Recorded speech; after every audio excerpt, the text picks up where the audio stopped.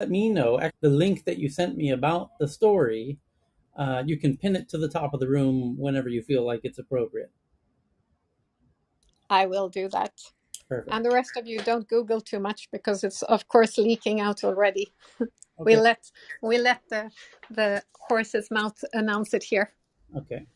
Well, yeah. I'll, You tell me. I mean, you and I can kind of co-interview and ask some questions, whatever. Were you gonna send me uh, a message in Messenger about maybe a good question? I think you have the best idea for the best questions to ask, but I think I'll be fine. I actually have a bunch of questions legitimately that I want to ask our mutual friend here. So yeah, I think that will not be a problem. okay, And he isn't part of the, not to put stigma around nationalities, but since I'm Swedish myself, yeah, the other Swedes that are not half Indian like me right, tend to have, and I used to be a sports journalist, and I always laughed at the old days of like a winning team and something, e.g. tennis, and Stefan Edberg was known for this, and Björn Borg and all of those, but Björn Borg was before my time. But when one can ask a question like, "Yeah, this is great, you won, whoa," and like, "How does it feel?" Great. Isn't that the worst? When you're like, "Could you just say a little more? I need to fill a couple of minutes." But our mutual friend does not have that problem. So this is an exciting day. yeah. It's completely new. I'm reading And the I can say, of course, that it's connected. There is a connection to that. We are the area where we are launching Creative Tech Week in the physical space of Stockholm in November, That's right. Yeah. uh, Well, there's prior to Slush. similar owners actually. Yeah. You could say. Yeah. I'm reading the article now. Hold on. And definitely longer life interaction will secure the foundation longer life.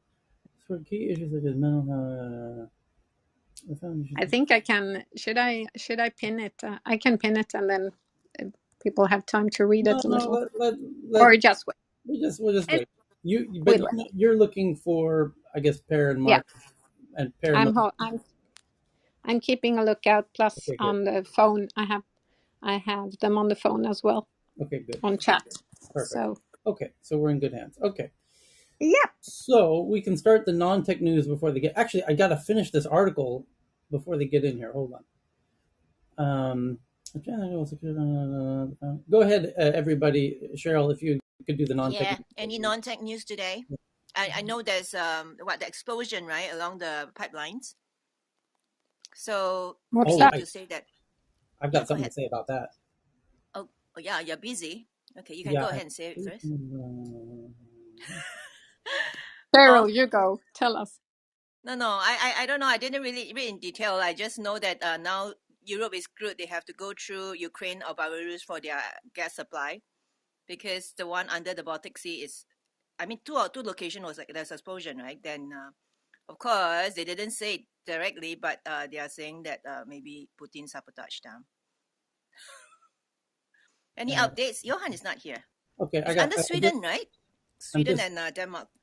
I'm just finished. Yeah, it is. It's closer to Sweden Oh, than Denmark, except that it's near an island that it happens to be Danish, even though that island is Yeah, much closer to Sweden than to Denmark. yeah. and Um, then both north, I mean, both two lines, both were sabotaged. So there are three locations at the same day. That means it's hard to get malfunctions three position at the same day. Yeah.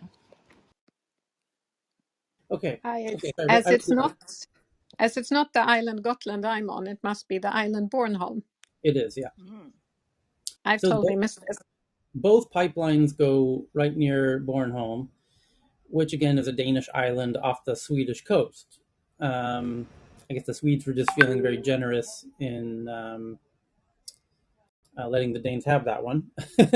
And here's what I find very, very interesting, that um, this a bunch of people have found that people who are anti Joe Biden, let's say, which I'm not. I'm not anti-Joe Biden, honestly.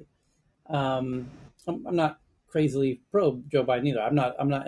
I don't live in America. I never plan to ever live in America again. American politics only impact my life about as much as they do somebody, any other person living in Thailand. So But the Tyler, you could still vote in the U.S. elections, I assume, right? yes, I could. I See, could. there you go. Yeah. What's the biggest reason to anti-Biden? Okay. Let me just finish my bigger point here. So um, there's a couple of interesting pieces, puzzle pieces around this story that people are not putting together. One is an ABC News article, an interview where ABC News asked, President Biden said, if Russia invades Ukraine, then there will be no longer be Nord Stream 2. We will bring an end to it. The reporter asked, but how will you do that exactly since the project is in Germany's control? Biden's response, quote, I promise you, we will be able to do that. Put an end to Nord Stream 2. So people are taking that to mean, they're stretching, there's a bit of an assumption here that he's hinting that they could, you know, uh, I don't want to say blow up, sabotage the pipeline physically. It's a physical thing. So, and I know we talked about that a year ago or so when these issues came up about the Nord Stream pipelines and the fact that they're going through Ukraine, how Ukraine could, if they wanted to, blow some of those up. They're going all over the place, and there will be, these kinds of things are going to happen in the not so distant future. We had those conversations, did we not? Many, many months ago, that these oil pipelines will get monkeyed with. Yes, people remember, when we got on the topic of these Nord Stream specifically, and I most likely made a point that there's likely to be some monkeying around with some of these oil pipelines. So, I even implicated that the U.S. might even do that if we felt the need to, right? Somebody might be able to back me up on that, and hopefully we can get a search feature on room Yes, you transcription did. at some point. So Yeah, here, no, here yeah, on the so stream too. okay, so BB and Cheryl are backing me up on that point. Okay, so what's interesting is that where these are located is right off of a Danish island. Now, here's where it gets really crazy. Here's an article from Reuters that just came out today that I'm going to pin to the top of the room. Now, watch what happens. This gets very interesting, and I don't know anyone else who's doing this. Here's the article. CIA warned Germany about possible attacks on gas pipelines in the summer. Going back a few months, the CIA was warning Germany, hey, these pipelines might get attacked. Now, where these things are easily monitorable, right? They're not on the top of the Himalayas, right? They're in an ocean, which actually makes them easier to monitor because every single boat going through the Baltic's not that big. And every single movement of every single boat is monitored. All of them, all the time. And if we knew that those things are a target, and we were already telling Germany that they're a target, we would put a little special extra attention on monitoring those if we thought Russia was going to sabotage those pipelines for some reason, then we would be watching Russian boats in the Baltic that are on top of the pipelines. Would we not? The answer is yes, of course we would. And we would try and, potentially catch them in the act of sabotaging them. Right. Okay. Now, do we have any evidence of Russia sabotaging these pipelines? We don't. Right. We're not going to either. There's a prediction for you. Now, then ask yourself, how do we know that? Why are we warning our potentially one of our biggest, most important allies on planet Earth about these pipelines might get sabotaged? Wink, wink, nudge, nudge. Just so you know, hey, buddy, your power might go out a month from now, and I'm just letting you know. So hold that thought because there's another potential puzzle piece to this whole thing, which is something happened hours before the pipelines were sabotaged, which is the Norway gas supply pipeline to Poland, which is a huge neighbor to Germany, just went online hours before the Nord Stream pipelines, both of them, blew up. Meaning, Europe's energy is secure for the winter. Coincidence? That if the US is actually the saboteur of these pipelines, now why would the US do this? I'll give you two incredibly good reasons why the US would do this. Number one, Putin was going to use them as a hostage to give the Donbass. You want the pipelines back on? Give us the Donbass. And we will turn these things back on lickety split. He no longer can do that. He can no longer turn them back on. He would love to have that hostage. We just took the hostage out of his hands. We just shot the fucking hostage that he was holding. So he can no longer use that in this negotiation because we don't want that to happen. We want this war to go on, as I've told you before the war ever started. I've told you the US wants this thing to go on until Russia bleeds itself to death.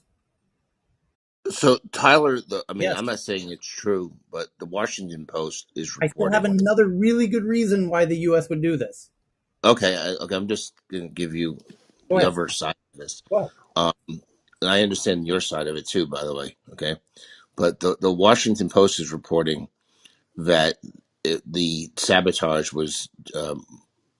They're not absolutely saying this. I want to quote them exactly. But said some officials are blaming the Kremlin, suggesting the blast were intended as a threat to the continent. The issue I have with the Americans doing this is Germany is an ally, and Biden believes in this whole NATO ally stuff. And you could imagine the friction that would create if the United States was actually responsible for blowing up the energy supply to Germany. That's why I don't think that's a place the United States can go. The You the know, both the pipelines were off. Both okay, but they, both they exist pipelines for a were reason. yeah, So both I mean, pipelines were at that moment turned off. And from a Danish perspective, can I add that Yes. Bornholm, the island that you mentioned, Tyler, is the island that was the last piece of Europe that the Soviet Union left. It took them about 4 months after the end of the Second World War in the entire rest of Europe before they left Bornholm because they see it as a strategic area. They have also been overflying and crossing the flying borders to both Denmark and Sweden in that area. So we're talking about a very, very strategic, important little island where this is happening. And may I also add that Sweden have now become recently a member of NATO. Denmark had been so for a long time, and we have a long history of military collaboration with the United States, going to 3 wars with Britain and the United States and Denmark as the three only countries sending soldiers to the ground. So I don't think it's a coincidence that it's happening close to Bornholm and in Danish waters. It's in international waters, but financially, two of the spots where it happened is financially or economically Danish. Economic zone, yeah. And I just read the news that Norway is deploying, their prime minister said they are deploying forces, army in this area. Right. But no, my point is normally a hostage taker takes great care not to kill their own hostage. Yep, he has no motivation to do that, right? Like what None. you say, if he None. destroy, then he can't threaten Correct. his Germany, right? Of all Correct. the other things that he wants to, the things Correct. that he wants to them to breach that. And we wouldn't want to do it either unless we knew, there was this the coincidence of it happening literally hours after the Norwegian new gas supply line opened. To me, is really an interesting coincidence. And here, listen to this little audio clip by my favorite guy, Peter Zeihan, when he's talking about Russian oil pipelines here. I'm just going to play this for you real quick. I just pinned it to the top of the room, but here it goes. Alberta. Russian crude comes out of the permafrost. Russian crude comes out of For those of you who permafrost. are from the north, not the Texans, obviously, you know that in winter, as long as you're moving, you will live. But if you stop, you will freeze to death. Can you hear this? Same thing with Russian crude in the permafrost. Yes. Flow stops, the crude turns to gel. The water that comes up as a byproduct freezes in the pipes. And everything from the wellhead to the pumps themselves cracks. And you have to replace the whole damn thing. The last time this happened, it was 1992, and it took the Russians 30 years to bring it all back online. They only finished last December. So we could have Latvia grab one oil tanker, and this all just stops. 5 million barrels a day. And the point he's making there is it would only take stopping one big oil tanker from filling up near Kaliningrad, where some of these pipelines go. And that disruption would be enough to slow the pipeline to the point where it would have the domino effect of it would, during winter, during summer, this is not an issue. The oil just keeps flowing. During winter, you need to make sure the oil keeps flowing for fear that it, kind of solidifies, and as he says, the water will fuck up the pipes, and then you've got this cascading domino effect that happened back in '92. So I don't know that plays so much a part of it because I don't know the civil engineering part of it like Peter does, but the geopolitical side of killing your hostage. This is his. I mean, make no mistake. The Nord Stream pipelines were a hostage in this negotiation, and he was on the brinks of implying, well, the quick way to end this is if we're going into winter, you need the pipelines. We want the Donbass. That looked like the easy compromise on the horizon that the Europeans might kind of elbow Ukraine into doing against their own will potentially. And that was very awkward. And I don't think the U.S. wanted that. And now that's never going to happen because he can't turn those things back on. But back to Cheryl's point, it's to his benefit that he could turn those on if he wanted to, and it's in somebody's interest that he not have that hostage to negotiate with. So The Tyler, it's question, not only, Tyler, to sorry. the recording that you're playing is the consequence of that if the pipeline don't start sending fuel again before the frost hits Siberia, Right. then the whole thing will break down. Is that the conclusion? Right. Perfect. Now there's a blackmail going on the other way. Interesting. Thank you. And in February, Tyler, there's an article where Biden threatens to end a Nord Stream 2 if Russia invades Ukraine. And I read that. Russia and Germany and US are in it together. Like they have this kind of understanding. They did not mention and elaborate how they will ensure the pipeline would be brought to an end, but they did say that Germany and US are going to act in unison if something like that happens. So they are Just to be united in this fair, act together. I read that And minutes ago. I read the actual transcript. Oh, okay. So and it's not sorry, just USA, it's like Germany and USA together taking this action. sorry, Erin, I didn't mean to interrupt, or actually, I was intervening because I know that we have our surprise guest with us already in the room under Oh, the nice. alias of Layla, or not even the alias because Layla is next to him, and it makes it even more secretive. And this is a great, exciting, fantastic, exciting announcement. First of all, welcome, Layla, and who is with you? No, it's actually I using Laila's Yeah, telephone. So this is Yes. So Per then you Sundin. have I to know Yes. that say voice. who you are. We've Yeah. been anticipating you hopping in here, and now it's really a secret when you're behind Leila's profile. Yes. I'll Yes. make you moderator, and over to you, Tyler, while I pin as you speak. We haven't said anything about the breaking news yet, Okay. Peter. Mm, mm. Over to you, Tyler. Okay. So Sarah and I, as you know, are friends in real life, have been for many years, nearly a decade or so. And Sarah, as you know, comments regularly about music industry, where she's worked for many years in Scandinavia, in Stockholm, and so she let me know that some of our mutual pals in Sweden had some news happening today, and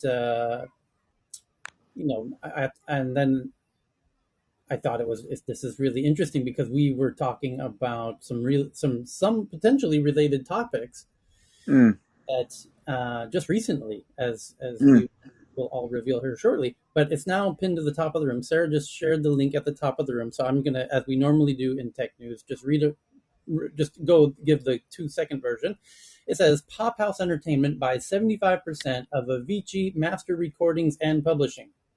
And for Mm. those of you who know the music biz, that's the enchilada right there. That's like the that's the heart of the matter when it comes to the music biz. The Mm. What really matters is your masters and your publishing.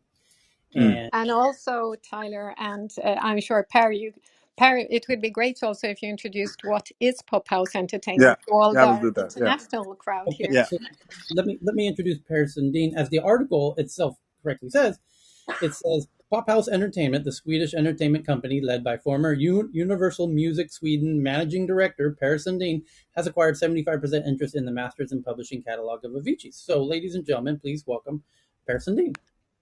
Oh, thank you, Tyler. Thank you for having me. Oh, Woohoo! thank you, thank you, Welcome. thank you, thank you, thank you. No, yeah, I've been working in the entertainment industry for my whole life. I was starting commercial radio in Sweden, 93, 94, went into commercial TV in 95, 98, and then into Sony Music for 10 years. I was part of the sensational ending of the millennium with the, selling hysterical amount of CDs, and then came Napster. Then we had some some tough years, some Mordor years, and with Napster and Nutella, Kazaa, and eventually Pirate Bay. And then came Spotify. Yeah, And then I changed from Sony to become the president of Universal Music Nordic. And one of the first thing I did there, 2010, was I signed Avicii. He was yeah, then under the name Tim Berg. His real yeah, name is Tim Berling, but he was Tim Berg. It was a song called Bromance, and in that at that time and era, the DJs, they did a song they did a beat. They tested on when they were DJing, and if it was a good feedback, they brought in a top liner, meaning someone that wrote a lyric to it. And so what happened there was that song became Seek Bromance, from Bromance to Seek Bromance, and then we did the same with a song called Penguin as a beat, and then that song became Fade into Darkness, which I think is one of the forgotten songs. And then it came Levels, and then we worked together until he unfortunately took his life too much early. yeah. So what we've done is that I can come back to that. Maybe we should talk about it sometime. One of the sessions you have, Tyler, about why are so many finance companies, pension funds, Yes. private Buying equity companies buying publishing. music Yeah, catalogs. yeah. I think it's quite interesting. Bob Dylan's Sorry. catalog. But you recently had Bob Dylan sold his entire catalog. You had Yes. I believe Neil Young sold 50% Yes. of his. Yes. You have several. Yeah. I'm dying to ask you that question. Why is Mm. this happening right now? The Swedish House Mafia, of course. And Yeah, Paris, we yes, yeah we have only bought Swedish House, not only we bought Swedish House Mafias recording and masters, and we also bought Axel Ingrosso's, and now we bought Avicii's masters and publishing. So but what is happening is that music is.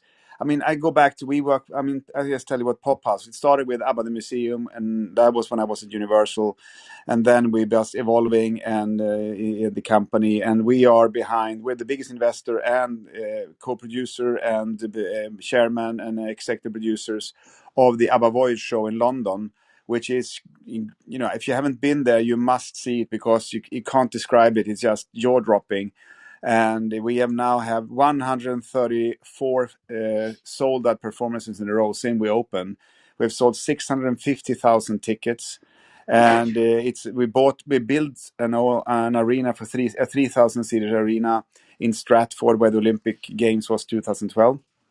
So what we do, we are what we call ourselves. We amplify and unlock the power of music and unlock the power of entertainment, and that's what we do. And we do it with music catalogs, because if when ABBA did their last album 1981, 2020, before they released any new music, they earn much more money 40 years later, Now, yeah, which is quite sensational. If you right. think about you think about TV series like Dallas or Falcon Crest, or I don't know how old you are guys, but I The mean Love Boat. those kind of TV series you can't, because it's the editing is too it's too slow, the lighting is too bad, and but if you listen to music from the 60s, the 70s, and the 80s, It still it's sounds amazing. unbelievably good, still. It sounds Yeah, it and if sounds you think, better than the new stuff. Yeah. yeah, it is. And if you and what's happening is that when an ABBA did their last album 81, they had the only countries or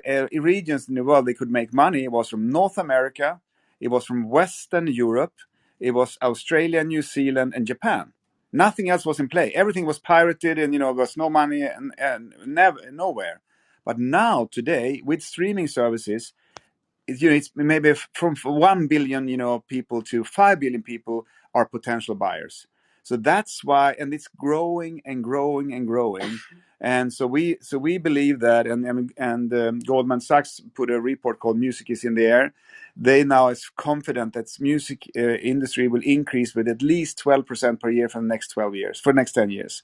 So Hmm. we see this business the same way as we see real estate property, because Hmm. real estate property is about the balance sheet, and this is also about over time. So we can talk about if you have a if you have a return on investments of 5% per year, that's a yield business. Of course, now if you have 12% per year and the music will not die, we just continue to evolve and be bigger and bigger. And I said another example is Stranger Things, where you saw, Kate Bush with Running Up That Hill. She was never a top one single anywhere in the world. Suddenly, thanks to Stranger Things TV series, she's number one 37 years later. No kid below 30 years old, no kid below 35, 40 years old knew about, I'm just generalizing that right now, knew about Kate Bush and that song. Today they think it's one of the coolest songs ever. And it's just to expose this legendary music to a new audience. That's what we are doing. So there are companies that they're buying music and put it on a shelf, just using the yield to increase value year after year, because the world is just increasing, and the population and the demand wider and wider. But what we call it amplify entertainment. So what we do, we look for a TV series, we look to see a musical like ABBA did with the Mamma Mia, just continue to grow their the music to a new generation. And so we also look at podcasts, we look at and exhibitions. We're talking about what we do with ABBA in London, about the immersive world of Web3, etc., etc. So we are the amplifying unit that differentiates us from everyone else, and that's why we think that we are unique, and that's why now we bought 2 Swedish catalogs, but we are very close in moving in on others, American artists. And I would love to do more with a lot of key cool artists out there. Queen did a film called about Bohemian Rhapsody. They increased the streams on Spotify with 600%. Then of course it went down, but it stayed 200% above, not 100%, but 200% above the previous level. That means that that movie itself was profitable, but it increased the value of Queen's music with 3x. Just think about that. Yeah. You increase the value of Queen's catalog with 3x. So we Yeah. can buy a catalog and amplify that in a special way. And if that's a movie, that's a TV series, if that's a musical, whatever, then that's what we do. And that's why this is so interesting. Yeah. And then there's an additional context here because you have the Avicii experience at you guys made a fantastic venue in the middle of Yeah. Stockholm. And when I say fantastic, there's not a word in the English language to capture how fantastic this venue is that you've created called Space. Mm. And Thank you. yeah, it's, yeah, I stutter to try to explain how you can't be more central in a city than this venue is in Stockholm. No. And it's just, you've set a new level for venues, first of Oh, all. thank you. Thank you. And with part of that, you made the Avicii experience. And I wonder, did your did the process of doing that? Of course, you did that with Tim's family to some degree, Yeah. and that I'm imagining kind of paved the steps towards this announcement today. Yes. Um, yeah, I'm guessing, and I'd love to hear the story because the this gave you a little inside glimpse into the fact that I think just like the ABBA Museum in Stockholm, that has become a landmark, a destination for people to visit, Yeah. and that the Avicii experience that you probably were pleasantly surprised how many people are touched by Tim's music and wanted to come see what it's all about, and now you're going to be able to take that to the next level. And I think you're exactly right that there's something very special about Tim's music that touched a lot of people around the world that you're going to be able to, if done managed correctly. And I think the family. I'm reading the article, and I really my heart goes out to the family because they said, I love this quote from Tim's father where he says, "My wife and I feel that as we're getting older, we don't have the right energy level or required skills to fully keep ahead of the new streaming and digital developments vital for such a big international artist such as Tim." And he couldn't, he doesn't, he's exactly right, but he's even more right than he might even know because the future of where things are going, you and I know, but he's not fully aware of how big these opportunities are going to be in the way that you were just, hinting at. Mm. And the good thing is that they're keeping 25% of the assets. So Right. even though, so which means that they, if what we believe is going to be an uptake, and it's going to be a, what the things we're going to increase the value of the catalog. They're going to be follow that, which I think is They're going very to make nice. more. Yeah, they're going to make more. This is a brilliant win-win deal. And when I read that part of the deal term of them having 25, I was touched myself because I know that's how good people do deals. People with good intentions do deals like this because Yeah, they're going to make more from that 25% that they have now than they would have from 100% without you being involved in this. You're going to be able to bring so much to this that their yeah, 25% will be even bigger than it ever would have been, yeah, yeah. I think True. this is very cool, and I want to get into. I'm hoping you might be the one of the right people to ask a question that we were all debating just a few days ago, which is: have you seen this new technology of people being able to make images with artificial intelligence, where they can say, "Show me Donald Trump on a pogo stick," with a purple sombrero, and then it makes it right? Have you seen this? It'll I it'll haven't. Yeah. No, there's a new technology called Dolly 2, which Ah. is by OpenAI, and you can give it any input you want. Right? Give me, show me tennis shoes designed by um, Picasso, Mm, and it will give you dozens of shoes as if they're designed by Picasso, and it'll give you 20 of them. 10 of them will be actually quite good. 3 of them you'll want to buy, and one of them will be so good you think, "Holy shit, this thing's genius." mm, And what's happening is visual artists are starting to say, "Hey, you're using my name in this computer app, and you're saying make Nike shoes like Vincent Van Gogh." mm, And uh, I, as Vincent Van Gogh's, what's the word I'm looking for? Family, we feel like you're infringing on some that there wouldn't be a Vincent Van Gogh Nike without the word Vincent Van Gogh or Picasso or whoever. So some artists are starting to say, "Hey, the need for our art is dropping because these AIs are able to generate art in this way without the artist being involved." So here's where the question comes in: did you see the new Top Gun Maverick movie? You asked me? Yes.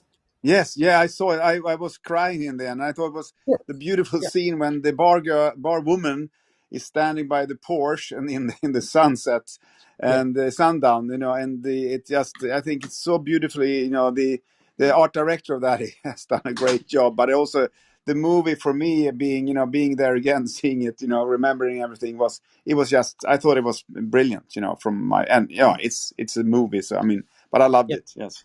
Yes. So did you notice that the Val Kilmer when he's speaking, the way they were able to do that was he's not able to speak in real Mm. life, and they had No. to go back and take old recordings of him from previous movies and generate. They put in the script. They have what's called a voice print of his older voice from older films, and now they can add. They can type in whatever script they want, and you can hear Val Kilmer's voice read new material that he never spoke. So Mm. this technology is lean starting to starting Or is it to. only me? I'm sorry. Is Tyler breaking up? Yeah, I'm here. So I think it's you, Sarah. So the question is, how long before I can ask some computer system somewhere, some AI? I want to know, and I really do want to know, because as you and I both know, Tim was, a lover of music like no other, and of all genres, right? And he loved country music, and he did songs in a country style, which was kind of a crazy idea for an electric artist to do at the time. Yeah, But it was at that time. Yes. Yeah. right, and I know if Tim was still making music, he would be dabbling in reggae and everything. Yeah. And Yeah. I would love to hear what Tim would do with reggae. But I believe in the not so distant future, there will be AIs where you'll say, I want to hear Bob Dylan, make me a song that sounds like Bob Dylan playing reggae or Avicii playing reggae or whatever.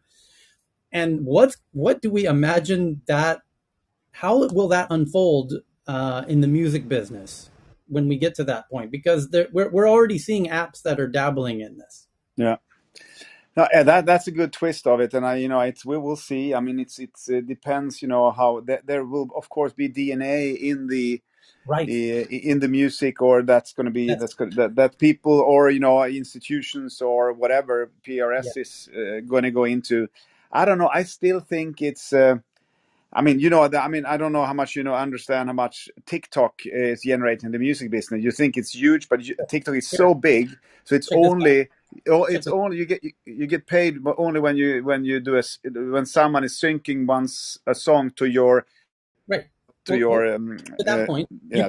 cannot use TikTok for more than 2 minutes without hearing this. Hold on. He said one day you'll leave this world behind. So live a life you. I think 10% of the things I see on TikTok use that Avicii clip. Mm, yeah. Now, in a sane world, uh, that's Tim's publishing, right? Yeah. Or Yes. Yes. which is now your publishing. Yes. So, how does this work with TikTok when they're playing that song a billion times an hour?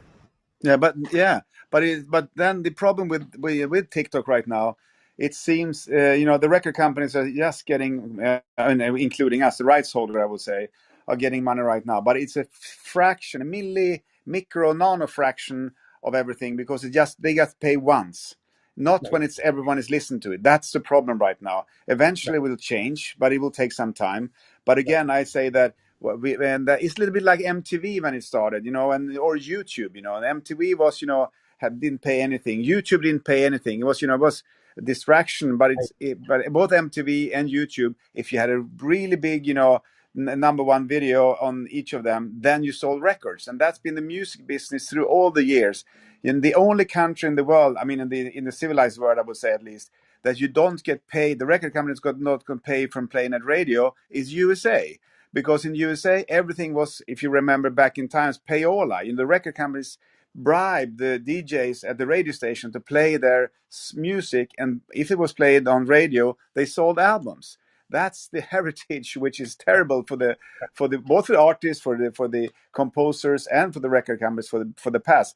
It's changing. It's gradually, it's slowly, but I'm very positive it's going to come there. We're going to go there. We're going to And together, because you, you have to pay for copyrights. right. And if I understand correctly, I think I saw a headline, I don't know, a month or two ago about you and Bjorn and maybe even Max Martin were involved in investing in a startup who's working on being able to identify as you kind of like fingerprints of songs. I I guess I didn't really read the article thoroughly, but for this He's here, futuristic. Okay, Nicholas Melinder and Session, you mean, Yeah, with maybe. Audley, Yeah. with the yeah. old Audley, now I Session, right, Per? Yeah, that's correct, and I'm not involved in that. Okay. That's Björn, that's mainly Björn so far, and the guy Niklas Molinder, correct. I know that Max Martin was investing in it very early in that in session. It was Audley, and then it became session. But it's an interesting way of claiming the right copyright, but it's more for people in the studio that so they get Right. rightly paid. That's Right. what it is. But we should, as you were pointing out, get to a point where YouTube knows this piece, like be able to figure out the complex puzzle of rights of authorship or create, who's the real creator behind each of these pieces, right? In fact, YouTube just announced last week. We read a headline in Tech News Around the World last week that YouTube's now going to allow partnerships. It's almost like a Tinder for music and YouTube creators to be able to sync up and work, where the YouTube creator can do a deal with whoever has the rights, and they can either share a percentage of the revenue share of the money that's made from the YouTube video Mm. for in compensating the music per creator, Yeah, because video creators need music creators, and the best ones know this, right? And I think yeah. Epidemic Sound is making a great business out of this, but so should the non Epidemic Sound's largely non-licensed music, but so should licensed music be Mm. able to make great business out of this. Yeah. Yeah, yeah, definitely. I mean, we're going to see so much more, and we're talking about it's computer generated music, and artificial intelligence generated music, new music, and you can. I mean, I was if you just said you mashed up Beatles with it, and you with a couple of Beatles songs, and it sounded okay at that time. And Right. now, 3 years later, it sounds really good. In Right. 5 years, we will not know if what's what. I mean, it's just it's going to be This is complicated. Let's say that. That's for this is sure. why I Yeah. love you, Per, because you are a business guy who gets the tech side like a geek does. You said it exactly right. You said it just like every geek AI guy I know talks about this stuff, Mm. and it's so refreshing to see the you know somebody from the business side of it have their finger right on the pulse of where this is going, and I think that's part of your secret sauce. Yeah. So it's great to hear your voice, man, and it's a pleasure to have you in this room. And congrats Thank you on for having me. congrats Thank you on for this having me. fantastic Fantastic. deal.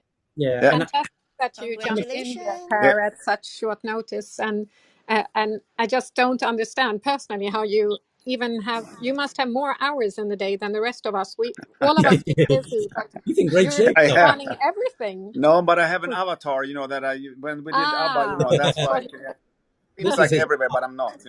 He sent We'll a have box. This to is borrow. We'll have to borrow one of your pair avatars for Creative Tech Week, which of course also will be in November at your yeah, venues in yeah, yeah. Uruguay. You can call me Laila. Then the other, but that's the other me. Yeah. I'll call you Laila. We'll look forward to having Laila involved. Yes. Okay. Thanks Take so care, much. everyone. Thank Thank you. you, Per. Thank you. Bye Congrats bye. again. Thank Yeah, Thank you. you. Bye. yeah. Thank you. Thanks a million. What Thank a you. what a cool. Here's why I really like this. Um, because Tim's parents are smart in this case, and they pair signed Tim when he was nobody. Like when a music label, and he was the boss of Universal Music at the time, signed Avicii. Um, you know, he was just he had played a couple of parties somewhere. You know what I mean?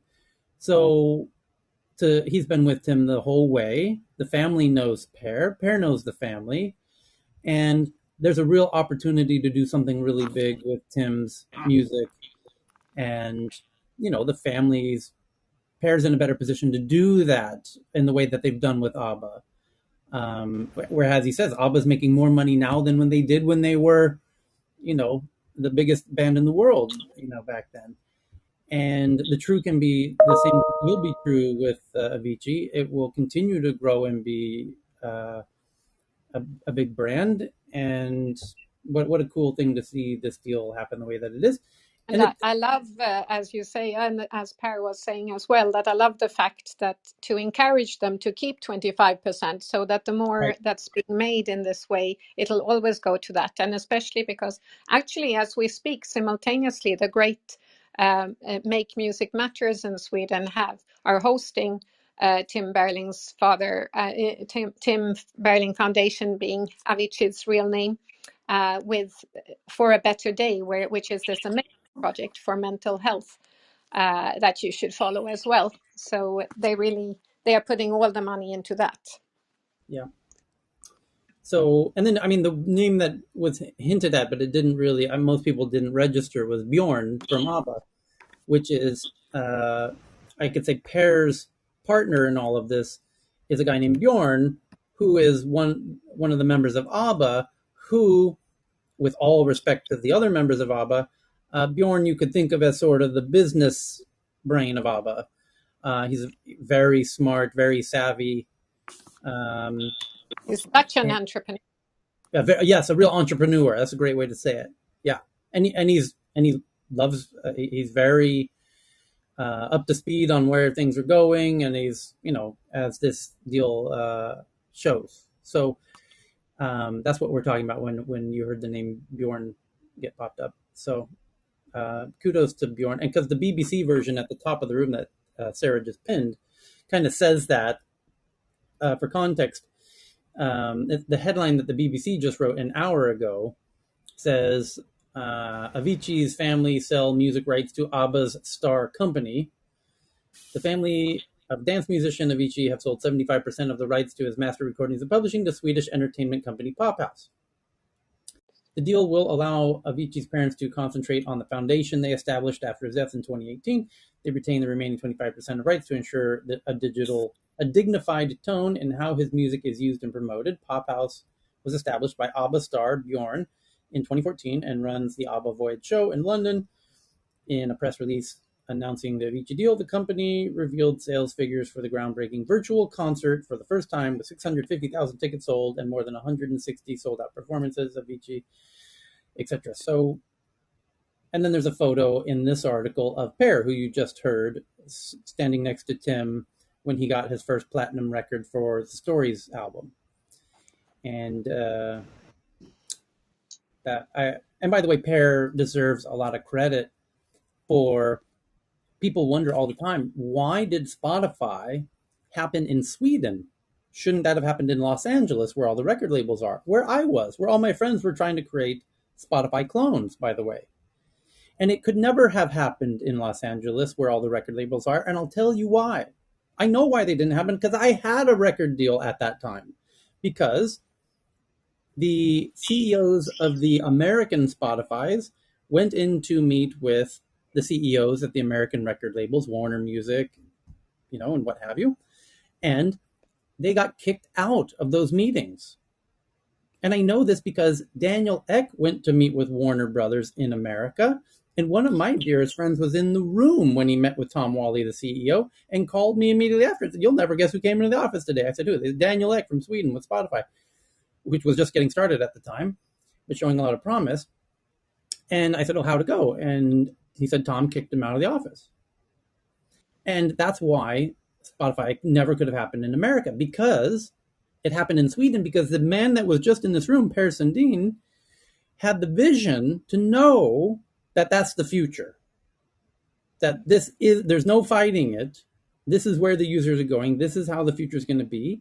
And that's why he said he understands tech like a bona fide geek. And he blessed Spotify and did a deal with Spotify so Spotify could have Universal's catalog of music in Sweden.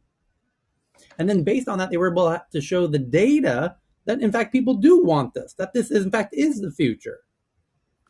And it took a bit of courage on behalf of, the music labels in Sweden to do that partnership with Spotify, if you see what I'm saying, where the Americans never could have done that. Their ego would never have allowed them to do that. And they were given the opportunity to, and they still went kicking and screaming, fighting into partnering with Spotify. Anyway, and it's now saved their ass. If you look at the graph on revenues in the music industry, it's completely streaming now. and it's even bigger than it was. And so Spotify essentially saved the music industry, and they should have had the vision that Pear did much earlier than they did. Anyway, so as you can tell, I think the world of Pear, and he's a very well-known, incredibly well-known, and incredibly well-liked person in our ecosystem in Stockholm, and is a treat to hear him here in Tech News Around the World. So thanks, Sarah, for being in the office when he was.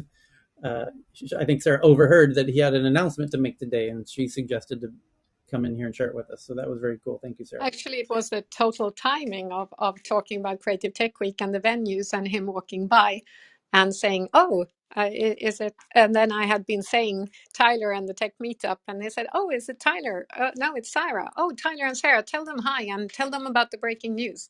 And that was half an hour before it went out anywhere. Like it two So hours ago. Yeah. yeah, and I So said, "Well, Tyler is in Thailand," and so then you know the rest. It yeah, really, it was a perfect coincidence. yeah, And, I'm touched because the fact that Pear likes my events means a lot to him. He's spoken at my events many times, and it means a lot to me that he supports me in my events, and I'm indebted to. I wish I could pull him back in here to say thank you to him, and that I feel indebted to him for supporting my events and stuff. Anyway, they'll be listening back. Now I've showed them how to listen to the recording, so they'll all be listening to it good, later. So it's good, good. awesome. I can add that we appreciate it as well Yeah, because of the We, music tech meetups, both yeah, where we in turn appreciate you, Tyler, and the tech and your tech meetups and your thanks, whole Stockholm Tech supporting the music tech ecosystem. But thanks, we all help each other, right? thanks. Globally, it's I'm for still just everyone.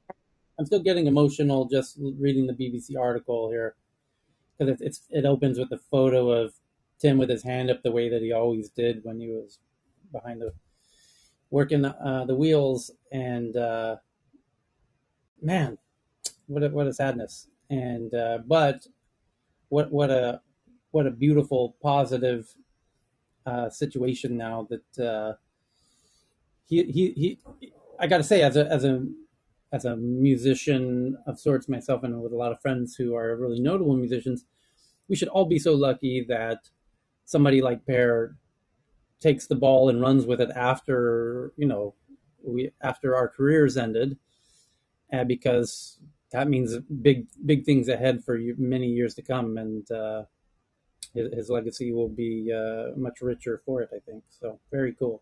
Very happy for everybody involved. And amazing that his father and family immediately, so soon after such tragedy, just went out to want to help. As they say, if we can make a better day for one single person, it's worth it. And they really, as I say, active, as I was mentioning, even right as we speak, they're so actively working on this. I think it's amazing. Yep. And it's really, really, really needed. Yep. Okay. So we covered the non-tech news, I think, right? We jump right into the tech news now? That sound like a plan? Did we talk about Hurricane Ian? Oh no, that's a good one. Go ahead. Well, it's plowing into Florida, I Right. think in the next hour or so. I don't know that Never, much about it, never but mind I think Cuba. it was headed straight for Tampa, and now it's steering more towards Orlando. Yes. Well, it turned off all the power in all of Cuba, as I heard, and my my heart goes out to the fine, beautiful people of Cuba. And it's now hitting Florida, as you said, along the East Coast, starting at Tampa. It's going to go work its way north. Lucky that Miami is largely spared, but it could cause serious havoc for the fine people of Florida, especially on the East Coast. And by the way, we're now going to have potentially years, decades, centuries, who knows, of ever increasing, intensified storms, the likes of which we've never really seen before, which will those islands down there near Puerto Rico and the Caribbean They just got wiped out. What was it, 3 years ago, where Richard Branson had to rebuild his whole Necker Island down there, and you know this is going to become a much more regular thing. How much longer do we consider these places to be habitable when they get knocked down like bowling pins? Every September, October, November during hurricane season. Something to think about if you're buying real estate in Florida or the Caribbean. So it's a I sadness. think it is a category 4, which is expected to cause serious damage. Yeah, and then we've got a similar scenario unfolding on Vietnam at the moment as well, in Da Nang, which is kind of like the Florida of Asia. It just gets nailed every season right around this time of year. So thank you for fingers crossed on that, on how that plays out. The first tech story for today. Don't worry, I've got the air horn around here somewhere. There it is. It's from Bloomberg, and they say they've got sources. Oh, I know what's next. I know what company this is probably about. When Bloomberg says they've got sources, that can only mean one company. That means Mark Gurman's writing about Apple. And sure enough, Apple tells suppliers to pull back from increasing the supply of iPhone 14 models by 6 million units instead of aiming for 90 million units. So what that means is two things: that Mark Gurman's leaker over there at Apple better be getting the best Christmas present the world has ever known, because Mark Gurman and Bloomberg are making a killing out of this this source that Mark keeps juicing on a nearly daily basis. And has anyone looked to find out if Mark's extended family happened to work in the comms department at Apple HQ? Because something is starting to seem fishy here. The second thing that we can take from this article is that the iPhone 14 is not, it's an incremental upgrade from the 13. And so people aren't feeling the need to upgrade. And I fall directly in that camp myself. We've now reached the land of incremental upgrades. Same And I here. think that's why. Forward to 15 because, sorry, I don't know who I spoke over, but I'm looking forward to 15 already because of the improved, things that they are planning. And there's no need for me to move to 14 right now. Just the camera capabilities, which I'm not going to use that much. So skipping this year. I think it's interesting. I think Google capitalized on this and said, "Hey, look, Google Pixel 7," which is strange because you'd think that, wow, that's really early, 7 months early before their next thing. But I think they're trying to capitalize on folks like Tyler who are like, "Oh, this is incremental, not that much You know difference." what? So I'll tell you what. I wonder what it would take for me to jump ship when this new Google, is it Pixel 7 is the one coming up like in a week? October 7th? Is that it? Let's find out. They're going to I live was stream. also wondering how it's going to differ since the iPhone will be uh, manufactured in India now. Not the, I think not the Pro one, but the regular iPhones perhaps. Is it going to affect the quality or any kind of, you know, The functionality? I'm not no. sure. The answer is no. The October 6th is the Pixel 7 launch event, which will be live streamed. So we're going to watch that. And the question, I'm already trying to envision, what are they going to show in this live stream Google's Pixel 7 event that's going to get me to jump from the Apple boat into the Google boat. What? And by the way, they can do some weird shit over there at Google with their AI. They've got way better AI and the Google Assistant stuff. When they did that demo that they did of Duplex, where they had Google Assistant call a hair salon and book an appointment, and the person on the receiving end of that hair salon appointment had no idea they were talking with Google Assistant, that still gives me goosebumps. So it that I pray that they can bring that back and make it a paid service. I would pay a lot of money for that. Anyway, what will they be able to do with upgraded Google Assistant like craziness or AI craziness? Even their photos, I just recently started using Google Photos briefly because when I search for something in Apple Photos, like a dog in a car, it really doesn't work that good. When I do it in Google Photos, it works incredibly well. And forget trying to ask Siri for that. No luck at all. Google Assistant, no problem. I Google Assistant, show me Google photos of this dog in a car. Boom. Hey Google, the whole fluidity of using your phone as an extension of your brain, which is to me the whole point of it, works just so much better in the Google ecosystem. And they've got the Google earbuds coming out as well on this event, October 6th, so just a week away. And I'm nervous that I might be cajoled or convinced to jump into Team Google.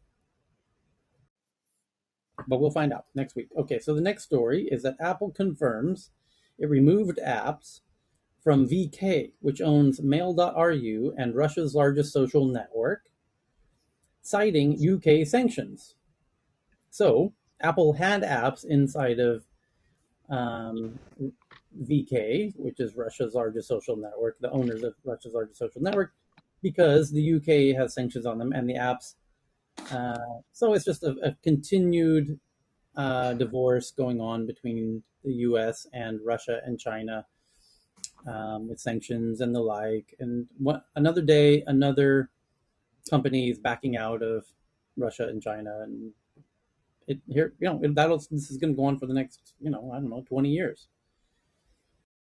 So next, Bloomberg says they have sources, this time about FTX. FTX is in the process of raising $1 billion round as the CEO considers bidding for bankrupt lender Celsius Networks assets. Okay. Next up, Financial Times says that in a hearing, Twitter says Elon Musk's consultants estimated spam accounts to be 5 to 11% of users, and Musk didn't share signal texts with the court as asked or whatever, including texts with Mark Andreessen. Okay, social media group seeks sanctions as billionaire attempts to pull out a $44 billion takeover deal. The Guardian's reporting that in a court filing, Elon Musk's deposition by Twitter's lawyers has been rescheduled for October 6th and 7th. So we'll have to wait for that to watch the avalanche of headlines that will come out of that. Next is from Bloomberg. The U.S. SEC and the CFTC fined 16 financial firms about $1 billion in penalties, respectively, for failing to monitor employees using unauthorized messaging apps. And what they're referring to here is financial institutions should not be, everything needs to be in email and in traceable forms so they can be audited. You're a financial institution. We need to be able to audit your communications. So if you're using unauthorized messaging apps like Signal, which are end-to-end encrypted, then we can't audit the conversations that are going on with these deals that you're doing, these financial market-moving deals that you're doing. And so we're going to fine you because you didn't stay on top of that. Cloudflare releases something called Turnstile, a privacy-preserving CAPTCHA alternative that tests the browser, not the user, through JavaScript-based challenges in beta. That's cool. A JavaScript CAPTCHA alternative to stop Oh, bots. thank you. Test the browser, not the user. Yeah, Those captchas drive me nuts. yeah. Next up from Reuters, the European Commission announces the AI Liability Directive. Uh-oh, these make me nervous. Seeking to make it easier to sue makers of AI-based drones, robots, and other products. The European Commission on Wednesday proposed rules making it easier for individuals and companies to sue makers of drones, robots, and other products equipped with AI software for compensation for harm caused by them. Oh, because they were trying to say, like cars, for example, you can't really sue Tesla because the AI made a decision, not Tesla. And now you're going to be able to say, no, that's your AI and you're responsible for what your AI does. I assume that's the the gist of the point here. Yeah, that's good.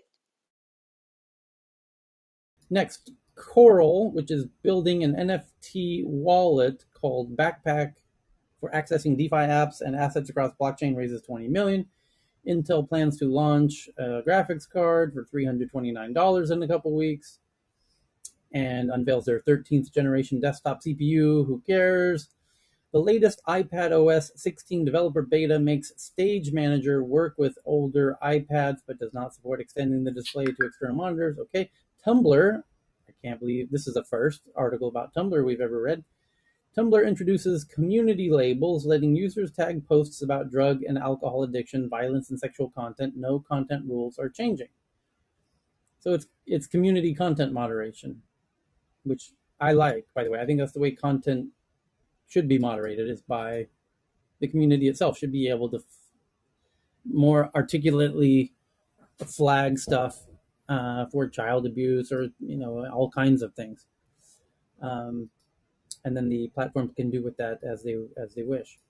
Milan-based company Satispay, an independent payments network that bypasses banks and credit card companies, raises 320 million euros.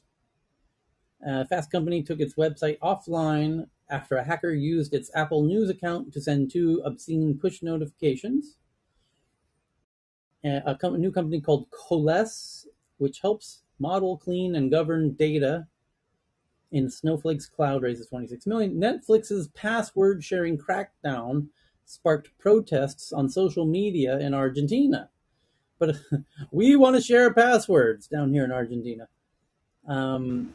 But a source says the anger didn't translate into a mass subscriber exodus. No, because you're addicted and that's why you're protesting. But that same fury that makes you protest is the same fury that makes you keep watching without unsubscribing. And they know that. That's why they felt comfortable in changing the policies around password sharing. Luxury auction house Christie's launches Christie's 3.0, an Ethereum-based platform for NFT art in partnership with a whole bunch of people. WhatsApp's Will Cathcart warns the UK government against undermining encryption in the online safety bill, arguing the move would embolden authoritarian regimes. Exactly right. So I told you this was going to become one of the biggest stories of the year. And we still got a few months to go. And it will probably be the biggest story of 2023, this whole issue of encryption, end-to-end encryption, and the UK. It's a huge debate. Which do we value more, privacy or security? You can't simplify it more than that. And the apps want to give you, believe it or not, privacy because it's easier for them, because they don't want to be responsible for all the crazy shit you're talking about on their platforms. Jack Dorsey knows that most of all. That's why he left Twitter, because he's tired of having to decide whose crazy comments are allowed to stay and whose can't. It's driving him nuts. And the governments are emailing him 50 million times a day saying, remove this, but don't remove this, and put that back, and take this off, and how dare you not take this one down, and you better remove this or we're going to shut you down. Leave me out of this mess.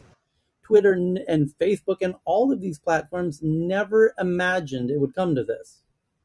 So for them, it would be just so much easier if everything was encrypted, and then you can't send me any more emails asking me to remove anything, because we don't know what they're saying.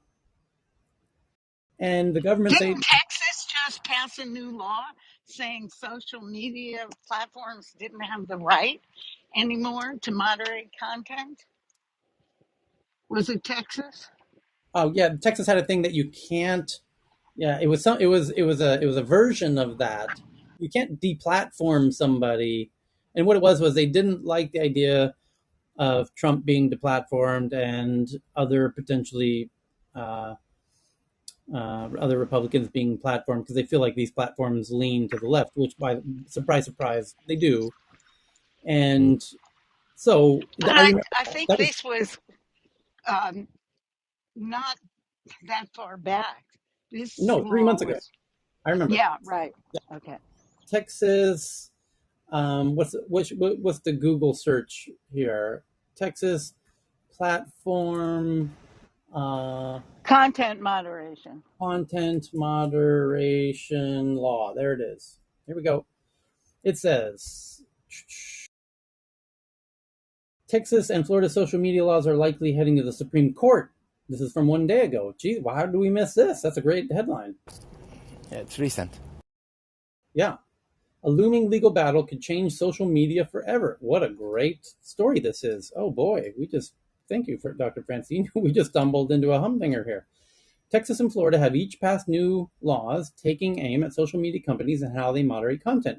If these laws take effect, platforms will be forbidden from prohibiting or deprioritizing certain kinds of content. And that was the niche that I was looking for, was they felt like they were getting shadow banned, and that the articles on the quote unquote left were getting more visibility than articles on the right. That was the general assertion, and that's what they were trying to stop with this law. So now we're clear on this, yes?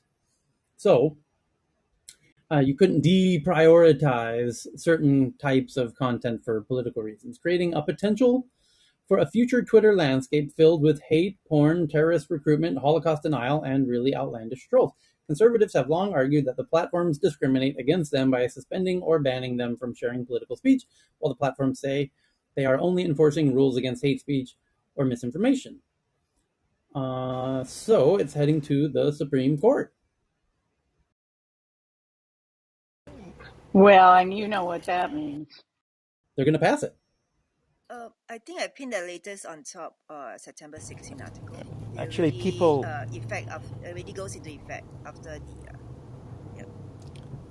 there's doubt that even this court would pass it because what True. they're saying True. is that there is no provision to reduce propagation of content based on the content.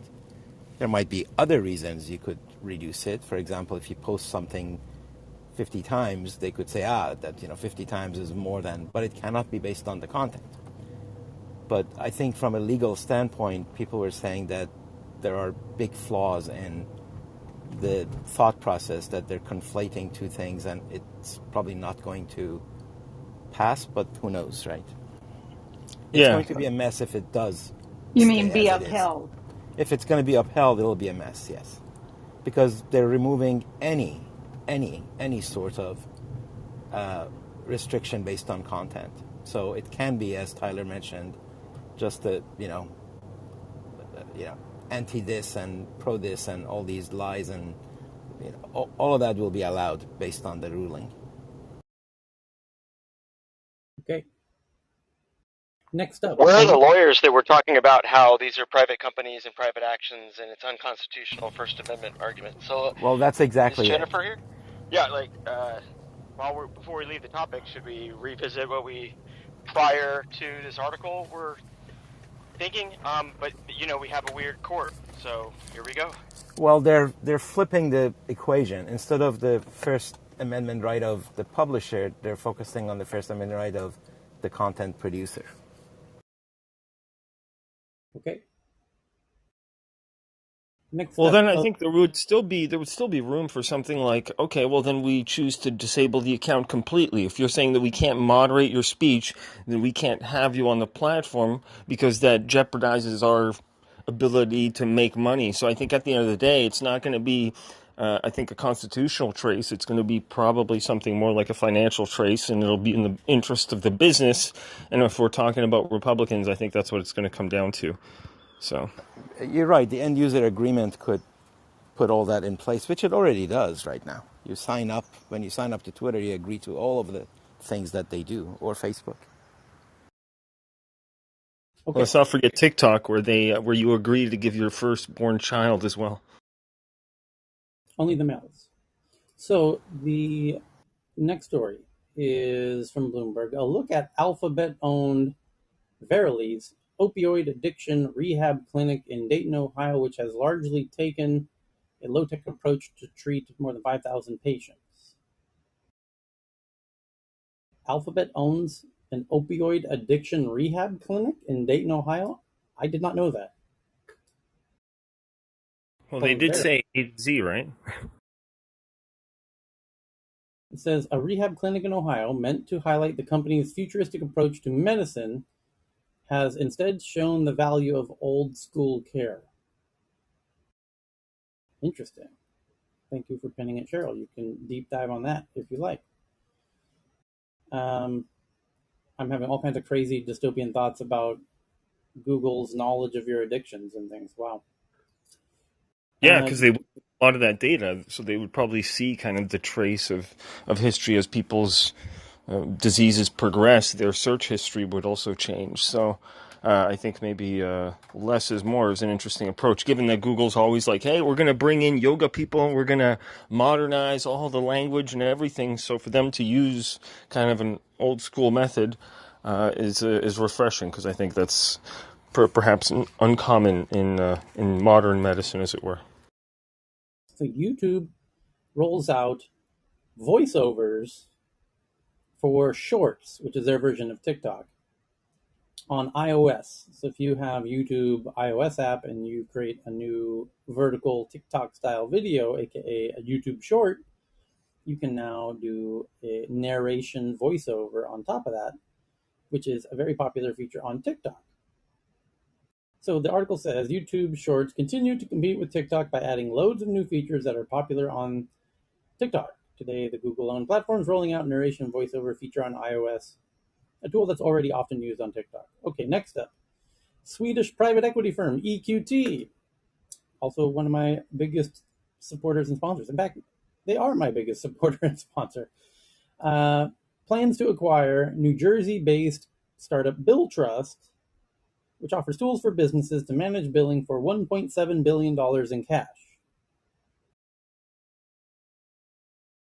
Next up, from Bloomberg, after California became the latest state to require salary transparency in job postings, Meta, Alphabet, Disney, and others will have to comply by January next year, so in 4 months.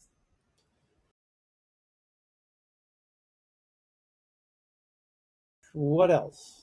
A U.S. congressional aides say TikTok representatives have largely ignored Republican lawmakers, which could have serious consequences if the GOP takes the House.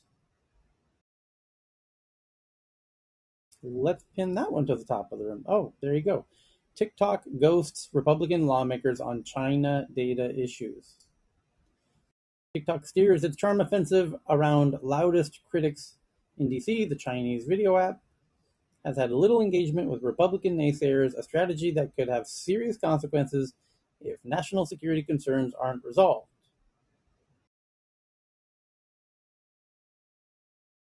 Yep, damn right. And the left should be mindful of this. What happens when it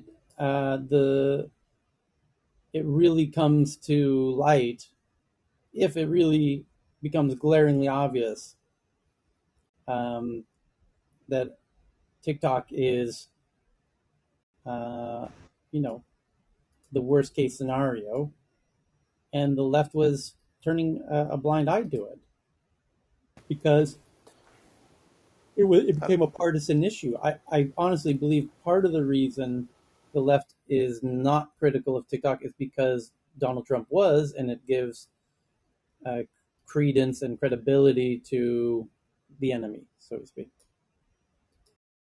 Yeah, I actually asked a game theory uh, researcher about this specific question. Why would the Republicans and Democrats flip flop on these kind of issues? But if they were so sincere about their position, why not galvanize a unified front? And he was like, exactly what you said, that the risk was much higher and the reward was much, much lower. So even though it makes sense, it doesn't make strategic sense, which is an unfortunate thing for humanity, I think. Okay, New York Times says China has let dating apps flourish amid its crackdown on tech. So while all the other apps get a crackdown, the dating apps are flourishing, are getting a bit of support from the government. Gee, let's Can anyone figure out They need more babies. why is China supporting the dating apps? More babies. If you are a tech newser, you know the answer to this, and if you're not a tech newser, you The probably population don't. is declining and they need This is a uh, topic we've covered. Sexual satisfaction out of protest. Yeah, Of, For of course, juice, for juicy, demographics, juicy babies. data. you can't protest when you're fornicating. Yeah. So, no, it's because of the birth rate is the biggest issue for China, and they know it. population. And every article, once you become aware of this fact, which we became aware of a year ago, every article about China makes lots more sense. Lots more sense. In fact, there's not been one article that didn't make more sense in this context. So many things that seemingly made no sense all of a sudden make perfectly good sense when you realize that China's obsessed with their birth rate. Also, the increased rates of suicide, people, socially very disconnected, and loneliness causing a lot of issues. As you were mentioning, an article about Alphabet reversing to previous methods of human to human interaction and connection, which is the basis of a lot of addiction and psychiatric based illnesses, because loss of human connection in early childhood, based on many different data and research studies, has shown leads to addiction potential, and these psychological illnesses are also kind of depression, anxiety, and others can be benefited by having a healthy, robust relationship or a sense of connection to community. And Tyler, because of the zero COVID strategy, many lockdowns, right? So they have no choice but to go online to look for dates. Okay, Isn't so this wasn't this a problem before COVID even, Cheryl? yeah, Loneliness in China. Yeah, the birth rate There has is an increase in been, number in these 2 years, right? Hmm. yeah. The birth rate has been downsizing like in 5 years in a row. So yeah, it's getting worse.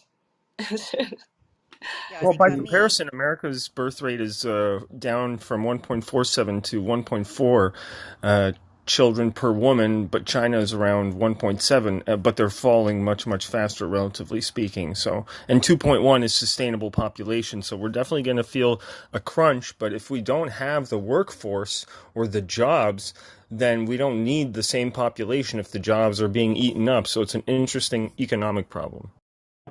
I would submit that it's not a problem to have a shrinking birth rate. The planet cannot handle this many billion people. We just need to find a path as we get a smaller population to enable people to be economically uh, sound so that they can just take care of their families.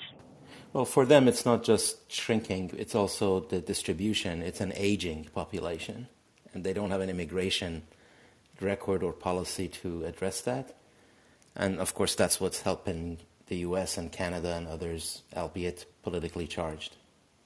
Yeah, because immigrant families come in basically almost with like a soccer team. So yeah. they But make up the rest of us who aren't really multiplying.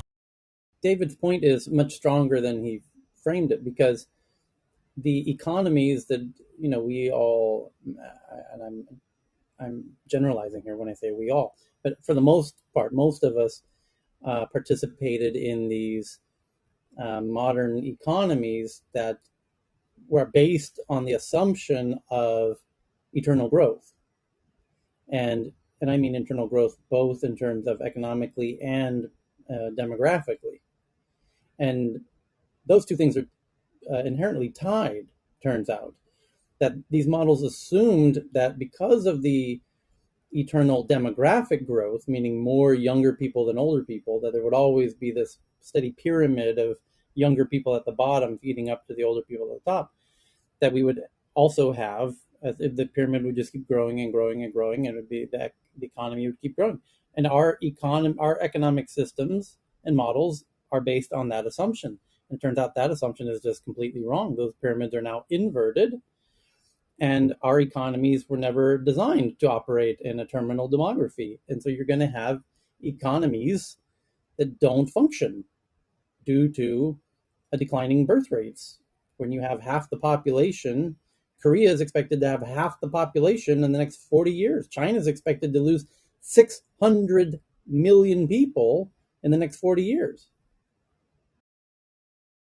So how does their economy work then? And they don't know is the answer. They don't know Yeah. how that's going to work. And robots aren't coming fast enough. Or Wait, that They, they might come fast. We don't know. waiting for the AI day on September 30th. Let's see if Yeah, Optimus can deliver. the Google event. Let's see what Google announces next week at their new smartphone event.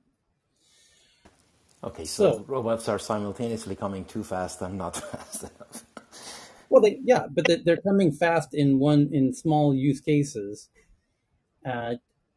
I'm optimistic in technology's ability to scale vertically very quickly if they can tick the right boxes and address the right things. They can, unlike humans that take 9 months to incubate and 20 years to grow and 40 years to educate. Um, this can all happen rather instantly with robots if it gets in the right place. We could really create millions of them in a weekend, all educated far beyond any human. So let's see how. I mean, that's the opportunity. That's the optimistic possibility if we take the very optimistic view that software scales. So Tyler, let's you see. said optimistic 3 times. You mean optimist? Yeah. But Optimist? there's a really key systemic part to that, which is we we send our robot to work and it's making money for us versus replacing us. Or we have code that is making money for us rather than replacing us. That's a really key thing because of the way that automation and the business owners can just get a robot, see you later, carbon unit, old human, what do they call it, skin suit or whatever. Um, we need to really be very thoughtful about how we get through this disruption with the rise of automation and AI and smarts, and we do it in a way that helps us reconcile the overpopulation. That's Okay. exactly right.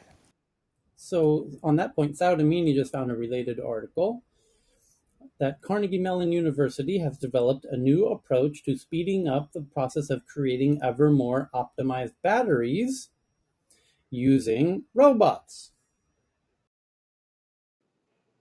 There we go. Robot Thank you, again. Saudamini. Next up, also from Saudamini, a saliva test could provide early warning for severe COVID cases.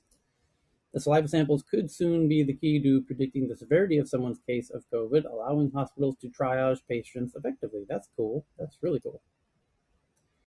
And It's taken South. them a long time to get to that. I mean, at the beginning stages of COVID, there was talk about that being developed. I wonder what happened in the background that it got put on the back shelf and only resurfacing again. Mm-hmm. Saudamini found another related one from the BBC about drones are replacing people in sewers. Drones have been going underground to survey the sewers of Scotland. That sounds like a fantastic use case for drones. And Saudamini found this one, that South Korea to shun Russian rockets and instead will go with Musk's SpaceX. And this is me clapping out of appreciation that South Korea is going to join team good guys and not team bad guys in the new 2.0 world order 2.0 coming to a street near you soon. And I'm clapping for SpaceX. I'm clapping that Korea would join the good guys. And India is warning people that WhatsApp users about a new critical bug. The Indian Cyber Agency in India on Wednesday warned WhatsApp users of multiple bugs which could be exploited by a remote attacker through WhatsApp. And you know what? Pegasus was known to come in through WhatsApp, by the way. Next up, asthma app aims to reduce attacks in children. That's very cool. An app that helps reduce asthma attacks in kids. It's very cool. What else do we got? Fast Company shuts down website after hackers compromise its Apple News feed. We read that one. Vice President Kamala Harris seeks computer chip partners in Tokyo. And sales of electric blankets from China are soaring as Europeans face steep fuel bills. There you go. You did it. You figured out how you're going to survive the winter with a $20 electric blanket. You did it. Are Fantastic. those the ones Cheryl recommended a few weeks No, ago? you know what? No, what Cheryl would recommend is what the Japanese use. By the way, Japanese don't heat their houses in the winter, and their houses are made out of goddamn paper and Wood. wood But and we paper. have that table, Paper mache. with Yeah, that the table. Remember, cover, yeah, Cheryl, with the that sheet cover. blanket. It's You- kotatsu, kotatsu. Yeah, Yeah, they did What kotatsu. what futon as well. They did what futon as well. what BB's talking about, and what Cheryl and I know, and what the Japanese secret of in which by this is one of the greatest inventions of all time, and the Japanese have kept this secret all to themselves, is a special table with a heater built under it. It's the table that you sit at when you eat dinner and breakfast and lunch and whatever, and play cards and use your laptop, whatever. The main table in the middle of the room of any Japanese house has a heater on the bottom of it. And now here's where it gets genius. The lid of the table lifts up. You throw down your goddamn duvet over the table, and then you put the lid back on top. And now what you've created is this big blanket that covers your legs and your whole bottom half of your body, which is under the table, toasty hot as a mother. It's like lava under there. And your head's freezing cold, but you sleep like a baby. You pass out watching TikTok videos at 3 in the morning, and you wake up, at 6 in the morning, your face freezing with your breath. You can see your breath coming out of your mouth. That's how cold it is in a Japanese house in the winter. But your body is so toasty warm. It feels amazing, by the way. This is the most beloved technology on planet Earth. I'm not even joking. If you polled Japanese people, what one thing could they never live without? Their cell phone or their kotatsu? I assure you, they would much rather give up their cell phone than their heating table. Yeah, I've pinned it on top. You can scroll the images and then you understand. You don't need to read it. Yeah, look at the It's image that Cheryl pinned on top. There it is. That's the kotatsu. It's it's glorious. fabulous, Cheryl. It looks fabulous. What is it heated by? What coal? Coils. Coal, It, little it, bits of coal. Yeah. in the old Coils. days, it was cold. Now it's like an electric Yeah, heat element electric. that's attached to the ceiling of the table. Right. It it evolves. But also, this technology, so to say, is kind of permeates all the way to the Mediterranean. It's sort of like, so it shows up in other countries as you go from Mediterranean, through the Silk Road, basically. Incredibly And they energy have warm efficient. carpet too, by the way. Warm carpet. Yes. But if you've not had the pleasure, go out of your way to try and experience it. It's absolutely delightful. It is a little communal, but it is absolutely fantastic, as Tyler says.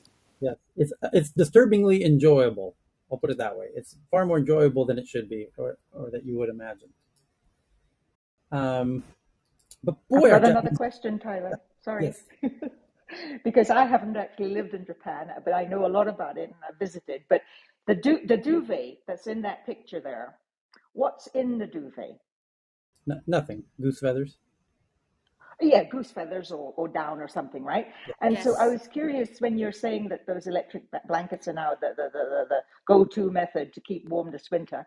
In Europe, duvets are very popular. And I remember my first experience in Switzerland back in 1980 or whatever it was, of a duvet was glorious. It was so cold outside, and sleeping under this thing that my memory tells me was about a foot thick, Of course, it couldn't have been, but that's my memory of it. It was so fluffy and warm. It was fabulous. So, do you need to have it electrified? Do you need to have, the Japanese table thing there? Or can we just have nice duvets, good duvets? Depends on how Mm, cold your area is. yeah, You look at the Uniqlo Ultra Light Down. They just have down, and then it actually keeps you very warm in most yeah. season. Absolutely. Yeah, and it Um, depends on people. I mean, your own body situation. Yes, they trap your Because own body like heat. me, I'm a low temperature uh, person, so those coat won't help much. You need to something to generate the heat. and does anyone want to go into the European kotatsu business? Let me know, because this is the cheapest way to stay warm in the Time winter. is now. The market Yeah, opportunity is now. a Yeah, but you thousand. mentioned the communal aspect, though. I think that's one thing that might not like maybe some places that have saunas, but I'm not sure like all parts of Europe would equally be receptive to that. Yeah, I think IKEA should be selling too, right? Because they already have experience in Japan. I'm sure they know it works. But they don't sell it. IKEA In kotatsu. Sweden, they don't. Okay. I'm googling IKEA kotatsu right now. Is there any fire hazard here? And what about the chemicals after heating? Maybe the product inside the duvet or the table, the uh, wax on the table after heating, does it leave those hydrocarbons in the air?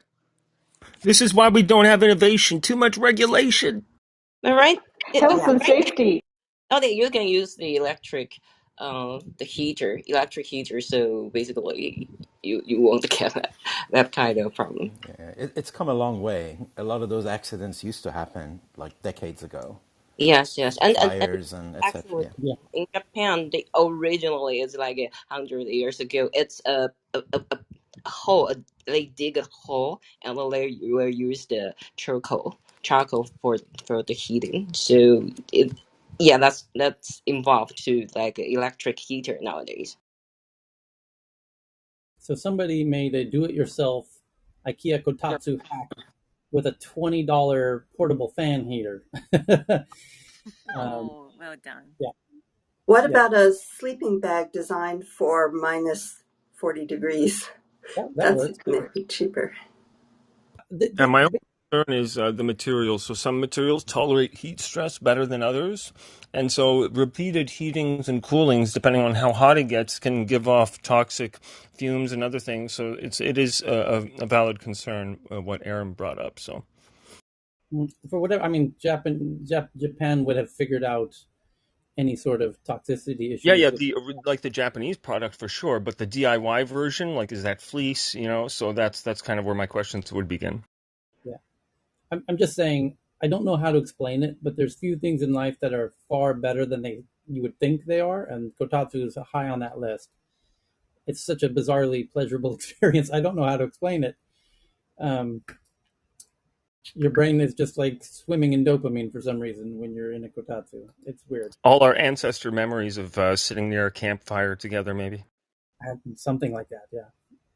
So, does anyone else have a tweet that they found since we met yesterday that they want to make sure that we get into? Um, Tomoko from Japan asked me to share an article about Shionogi, the third and final phase of the clinical trial for the oral drug for COVID has shown good results. So they are gathering the data now and submit for approval. So Oh, that's this good was news. you mentioned this a long time ago. The Japanese company, um, Yes. yeah, that had Oral uh, drug, yes.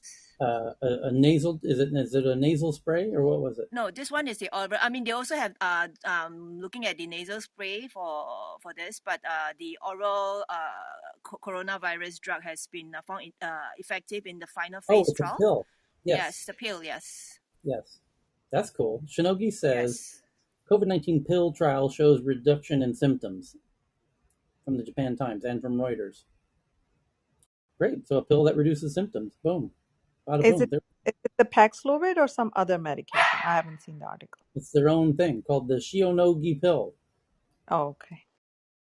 And just I'm God bless our Japanese friends across the Pacific who continue to do amazing work. That's a benefit to humanity right there. Yeah, something like more than the Manhattan Project and Apollo Project, like the space moon race. More scientists worked on COVID during the pandemic than those two projects combined. So it's nice to see some output at this stage. Okay. Anybody else with a tweet? There is a tweet, I mean, a news about, the Iran's, the horrific incident about Masha Amini, and the journalist who reported that news is now arrested. Okay. All right.